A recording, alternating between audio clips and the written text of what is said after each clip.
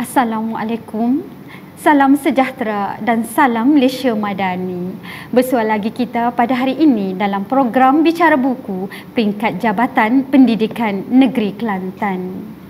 Pungguk merindu bagai berkata, pepohon rimbun tumbuh tersusun, bersuara merdu, melafaz kata, bicara disusun, madah dialun.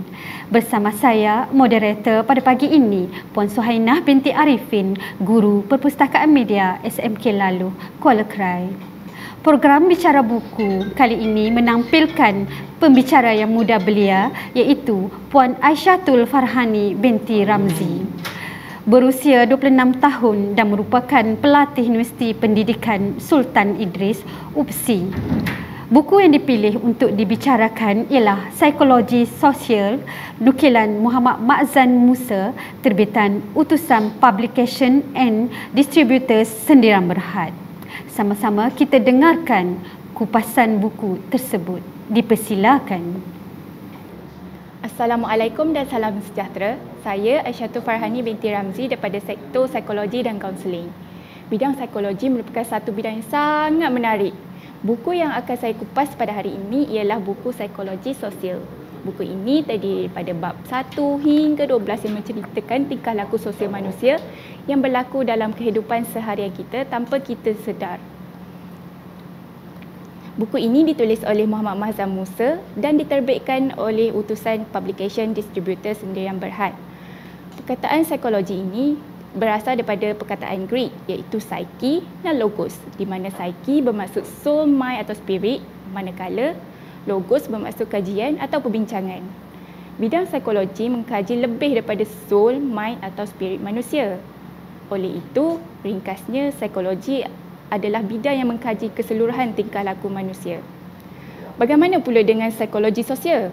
Psikologi sosial adalah sebahagian daripada bidang psikologi yang menumpukan perhatian pada tingkah laku manusia. Tumpuan utama bidang psikologi sosial ialah untuk memahami mengapa dan bagaimana manusia bertingkah laku, berfikir dan merasa di dalam situasi yang melibatkan kehadiran orang lain sama ada secara nyata ataupun secara simbolik. Intipati psikologi sosial adalah untuk memahami faktor yang membentuk dan mempengaruhi tingkah laku sosial manusia yang beragam, khususnya segala tindakan, perasaan dan pemikiran manusia. Terdapat 5 faktor utama yang mempengaruhi tingkah laku manusia dalam bidang psikologi iaitu tingkah laku dan ciri-ciri individu lain, kognisi sosial, pemboleh ubah ekologikal yang mempengaruhi persekitaran fizikal, konteks sosio-budaya di mana tingkah laku sosial itu berlaku dan aspek-aspek sosio-budaya yang bersesuaian dengan tingkah laku sosial. Tingkah laku manusia sebenarnya turut dipengaruhi oleh kognisi sosial yang meliputi pemikiran, kepercayaan, sikap dan ingatan. Sebagai contoh, apa reaksi kita jika rakan kita membuat kenyataan yang menyakitkan hati? Di sini, peranan kognitif mula mengambil tempat di mana kita akan berfikir sama ada rakan kita memberikan teguran yang ikhlas ataupun hanya satu komen yang melulu. Di sini, persepsi dan interpretasi terhadap sesuatu maklumat adalah satu peramal terhadap bagaimana kita menghadapi satu-satu situasi dalam kehidupan seharian. Tidak lupa juga, kesan persekitaran fizikal terhadap tingkah laku sosial tidak dapat diketepikan sebagai satu faktor yang turut mempengaruhi tingkah laku manusia. Persekitaran seperti kebisingan, pencemaran, kesan kerumunan dan cuaca semuanya mempengaruhi suasana mood seseorang individu. Tingkah laku sosial juga turut dipengaruhi oleh faktor budaya dan fizikal. Norma seperti tingkah laku yang sesuai untuk tempat-tempat tertentu, keahlian di dalam kelompok, standard dan nilai masyarakat, pengaruh politik, pemilihan pasangan hidup adalah satu faktor yang mempengaruhi tingkah laku manusia. Tak ketinggalan juga peranan unsur biologikal seperti pengaruh genetik daripada segi fizikal, kecerdasan turut mempengaruhi tingkah laku sosial dalam situasi sosial yang beragam. Peranan sosio-budaya dan biologikal ini sebenarnya telah diketepikan oleh para psikologi sosial. Walau bagaimanapun, Kedua-dua faktor ini telah dikenal pasti kerana ia turut membentuk dan mempengaruhi tingkah laku sosial manusia.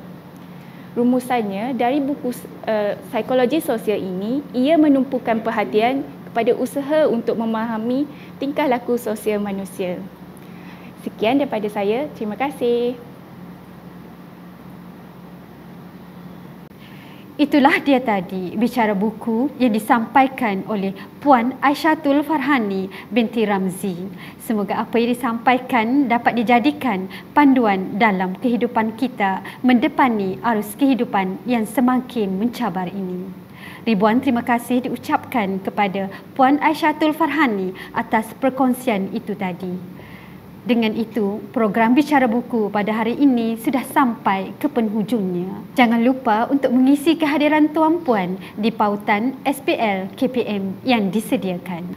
Bunga dedap di atas para, anak dusun, pasan pelita, kalau tersilap, tutur bicara, jemari disusun, maaf dipinta. Sekian, terima kasih.